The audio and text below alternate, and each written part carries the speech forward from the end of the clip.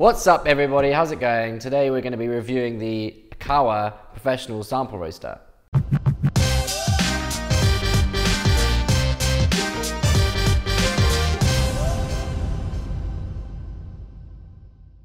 So welcome back to another video with Will Tunner, and as I said, we're going to be reviewing the Ikawa Sample Roaster today. We've had this in our roastery for now about 6 months. We actually got it before we got that roaster. It's pretty cool. So we've been playing around it for a while. We've been roasting up some samples that we've got from Cafe Imports, which is pretty sick. And today we're going to be going through the specs. So just to start, there's a slight disclaimer. We haven't been paid by Ikawa to do this. We're just doing this because we like the machine and we think it'll be useful for anybody who's buying the Ikawa. When we were buying the Ikawa, there wasn't really much information on it. So we just wanted to share what we feel about it, and maybe we're going to do a roast along at the end of this video as well, where we're going to be showing you an actual live roast with some Cafe Import samples that we've got here. So initial thoughts on the Ikawa Sample Roaster. It's really cool because it allows you to roast small batches of 60 grams or less, and it allows you to do that consistently again and again and again. So something that we found quite important when we're cupping coffee, we're cupping a range of coffees, is that you want to roast them exactly the same, because you're trying to eliminate all the different variables which is going to affect your evaluation of that cup. You just want it to be that coffee that tells you about that coffee, not how it's roasted. So what this allows you to do is roast different coffees over and over again on the same profile. So some of the awesome features of this is that it's got a really fast response probe, which allows you to really control the different temperatures and the different airflow settings that it allows you to do. It's got a PT 1000 grade A probe, which is really, really sensitive, and it basically responds really well to whatever inputs you're giving it. So another cool feature of this roaster is that it allows you to save your profiles and save all of your preferences and actually share your profiles with other people.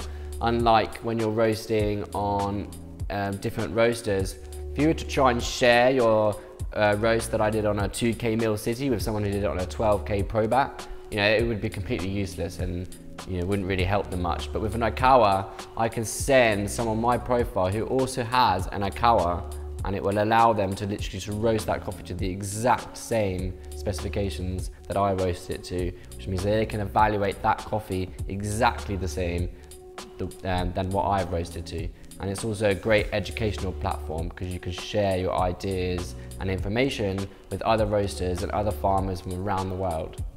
Another thing about this roaster is that it's really small and really lightweight, so you can literally carry it anywhere in the world. It comes with a nice carry-on case, so I can literally take this on the plane and go over to Panama, for example, go to the farmer and literally show them how their coffee can be roasted up and cup it there and then and analyze coffee on the go. We haven't tested that theory, we haven't tested that just yet. We've had it here in our roastery for the last 6 months, so we haven't really had time to travel around with it. We probably won't do much of that, but there's a good feature there. If you do travel a lot, say if you're going to Origin quite a bit and you're part of farms, you can really analyze the different coffees that you can put through here. So another feature that I really like about the Ikawa is that they have an online library, and what this allows you to do when you first get the machine and you're not really sure how to use it, you can go on their online library and say you can find a profile, say from Tim Wendelby, and you can use that profile, download it, and literally just run your bean through it. And they have so many profiles on there now, and they're constantly expanding this to allow you to educate yourself, try different profiles that you may have not even known about, or try different methods that you may not have thought about, which is really cool. It's a great way to understand how different people's roasting habits affect how the coffee is roasted, and it's also a great way to see outside of what you already know and what you already think, and it just expands your knowledge on roasting coffee. They also have a really good blog where coffee professionals from around the world who have used the sample roaster and are very knowledgeable on roasting can go on there, and they invite them to write long form articles about specific topics regarding the Ikawa roaster, which is super helpful if you're trying to learn different techniques with sample roasting or roasting in general. I found it super helpful to learn actually how to roast coffee from this. This is what I learned to roast on. It's a great tool because what it allows you to do is, because it's such a small sample, it means that you're not wasting a load of coffee when you're roasting up on a larger roaster. You can't directly apply the principles that you have on here to a gas drum roaster, but you can understand how the different areas of the roast affect how that coffee tastes, and understand how a fluid bed air roaster works. And you can apply, whilst you can't directly apply the graph from this roaster to a larger roaster, as I said, you can taste the differences. You can play around with how a shorter roast affects the flavour compared to a longer roast, how you can play around with stalling roasts and how that affects flavour. Does it bake the coffee? And there's loads of different things which makes this a great tool to learn how to roast on. So there's a few things that I don't really like about the Ikawa, or that I think that it could be improved with. I think it's very difficult to use the Ikawa app on an iPhone. I think it's very difficult to change the points and have those 20 points on an iPhone screen. I think if you have an iPad, obviously this fixes that issue. But if you haven't got your iPad with you, or you don't have an iPad and you've just got your phone, it can be quite difficult to change the points and move them around and actually make it accurate. Because a small adjustment on your finger can change the temperature by 10 degrees, and it's quite fiddly sometimes. Another feature that I think would be quite beneficial to people who use the professional Ikawa is a Cropster integration. I think it'd be really useful to have this so it links up with Cropster, maybe via Bluetooth or whatever, and you can actually control it on your app, or on your Cropster app itself, rather than on the inbuilt app. Or if they had a feature where you could send your data to Cropster, that would be pretty cool. This would allow you to then roast up your samples, which would then automatically be added as roasts in the Cropster app, which would then allow you to sample them through Cropster Cup directly, rather than having to input what you've roasted on here and then straight into Cropster. This would just save a ton of time, and it would also mean that you could compare your cupping scores to how that different profile has affected that coffee and that taste that you're receiving. So that would be quite a cool feature to get in the future. I'm sure they're working on this. It seems like an obvious thing to work on, and a next step for Ikawa. Another thing that I'm not too keen on with the Ikawa is the fact that it's super difficult to clean. It doesn't come with a cleaning kit. There's also the really sensitive probe in there, which makes it really difficult to clean. You just don't want to touch that probe, basically. But other than that, it's an amazing machine. It really saves a lot of time, and it really allows you to get hands-on with roasting without being too expensive or wasting a lot of coffee. It really allows you to play around with your production coffees a lot more, and maybe get better understanding the flavour attributes and the potential of the coffees that you get in. I think that's really important, and I think if anybody buys the Ikawa in the future, they'll be able to really understand their line, and that would obviously affect how they will roast up on a larger roaster when they understand the flavour potentials of the actual coffee that they're roasting.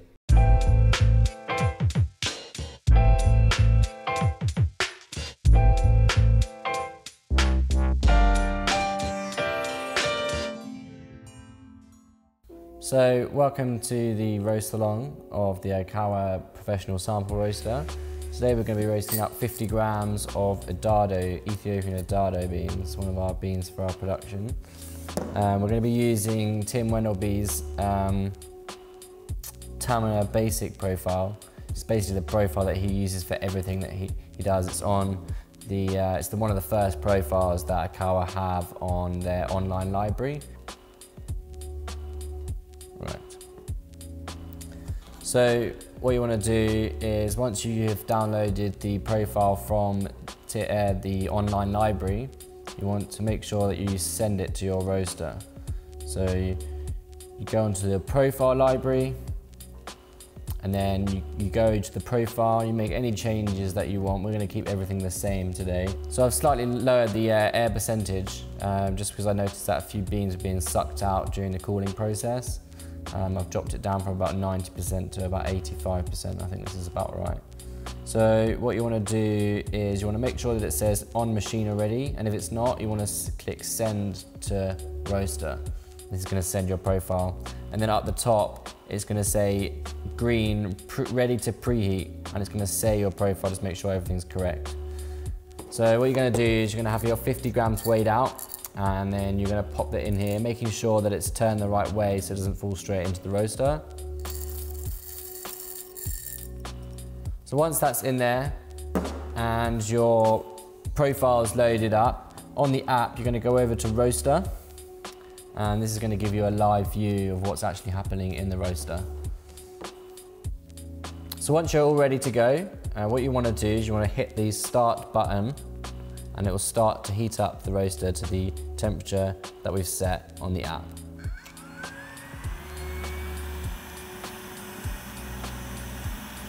So as you can see now, the temperature is going up from 65 degrees and it's coming up to about 150. So when it gets to 150, it's going to say that it's ready to roast. And what we're going to do is we're going to turn where we put the beans in around until the beans fall into the roaster. And then once the beans have fallen into the roaster, we're going to turn it back around and it should automatically start roasting. So we're at 150 degrees now, and it's now saying ready to roast. It's flashing red at the top of our app and also on the roaster itself. So what we're going to do is we're going to spin the roaster, the green bean part, and you can see that it's dropping in. And then you want to turn it back round and just make sure that you've got all the beans in there. So you can see on our app now that it's just hit the turning point, and it's going to try and now meet with the curve and then start following the curve. And if you take a look in the actual roaster itself, you'll see that the beans are spinning round as well.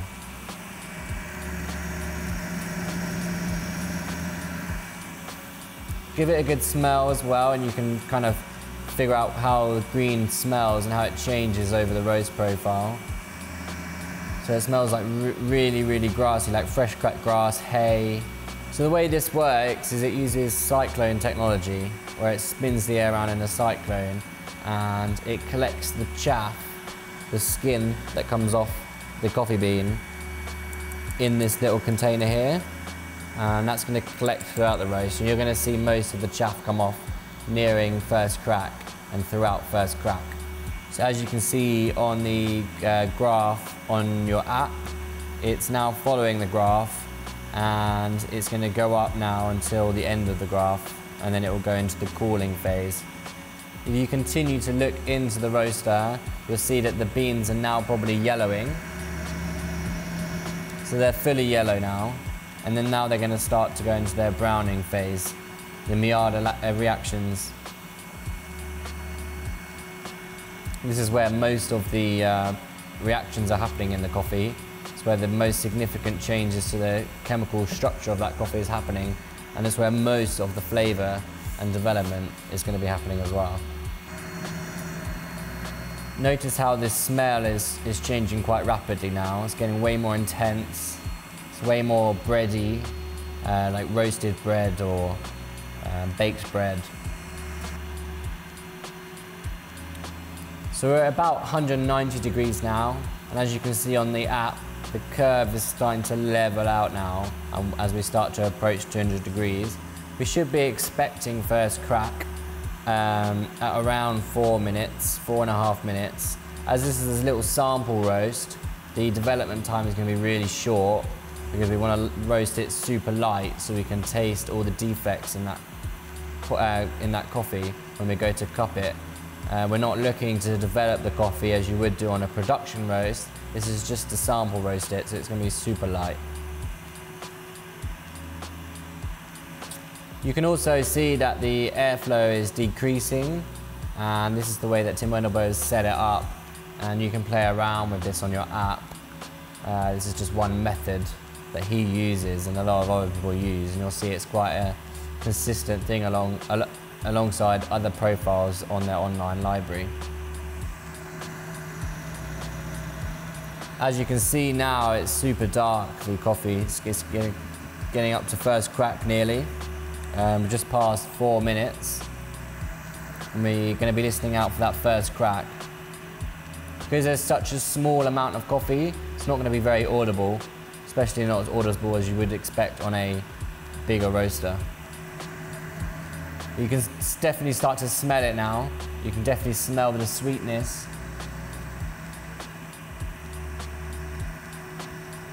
Very intense now. Now it's approaching first crack.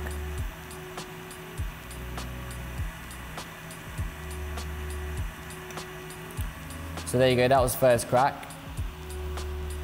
So you can mark first crack on your app. So once you mark it, now it's going to tell you the development time. Obviously this is going to be a very short roast. So we're not looking for a crazy development time here, we're looking for a very short development time.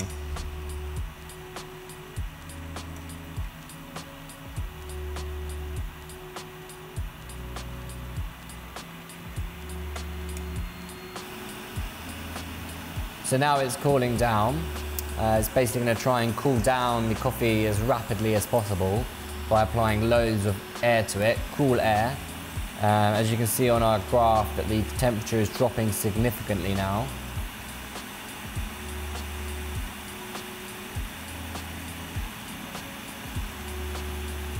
So this profile and this coffee, because this coffee is a really dense Ethiopian coffee, maybe this profile might not have been suitable for it.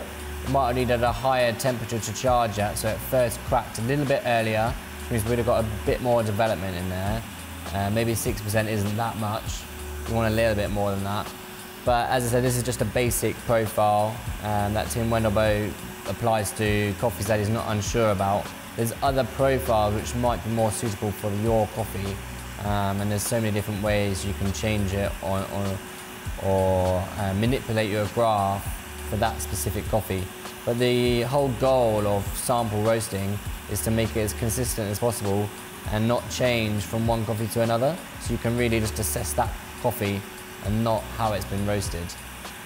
So as you can see here as well, the chaff has been collected from the whole roast, and then once it's finished cooling down, we're going to swap out the glass containers, and then we can remove the coffee from the chamber into here. So the total time of the roast, including the cool down, is about 8 minutes 20 seconds. You can make this longer and shorter depending on what you want to achieve. As I said, we're doing a blanket roast for this one. We're not changing anything, just a demo of the actual roaster itself. Okay, so now we've finished roasting. It will come up with all of your data from that roast. And as you can see, it says end temperature 200 degrees is what we had it at. End time, it finished at 5 minutes and 6 seconds. First crack happened at around 4 minutes 47 seconds. And we had a development time of 6%, which is quite low. It allows you to write in the samples that you roasted, any notes that you have, and it lets you take a picture of that roast. So now what we're going to do is we're going to swap out the containers.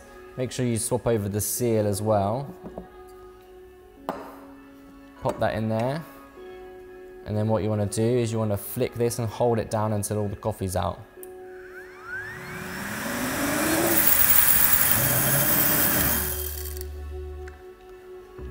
And then as you can see, all the coffee is out. And then you can spread it across the table, and then you can take a picture for your app. So that's everything. Thank you for watching the Ikawa review. If you like this review, or you know that someone could benefit from watching this review, or if you're considering buying the Ikawa, make sure you subscribe to my other videos. We'll be doing some more roast alongs later. And also make sure you go and check out the Ikawa website and their Instagram. It's a great machine, and I would highly recommend it to anybody in their roastery. Or if you're looking for the home version, which is the white version of this, and you're just looking to start roasting coffee at home, it's also a great model. I haven't tested it myself, but it's a lot cheaper than this model. It's slightly more basic, but I think it's perfect for anybody looking to get into roasting at home. So I'd go and check that out on the Ikawa website. All the links will be in the description below. So as I said, if you like this video, give it a thumbs up, share it to all your friends, and make sure you subscribe. Thanks. Peace.